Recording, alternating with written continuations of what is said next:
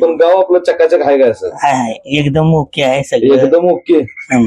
आणि कसं आहे, बंटी साहेबांनी पण कामं भरपूर केलेले आहेत. बर. आणि एकनाथ पाटील आणि सागर पाटील जे होते त्यांनी गेले 5 वर्षी पण होते ते मागल्या वेळी पण त्यांनी पण कामं चांगली केलेले आहेत. त्यामुळे आम्ही यावेळी पण तो निर्णय बदलणार नाही आहे मतदानचा.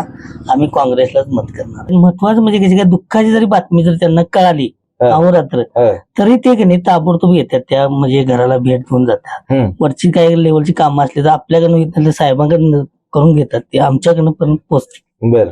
आणि कामाचं बदल काम एक नंबर त्यांची. बर.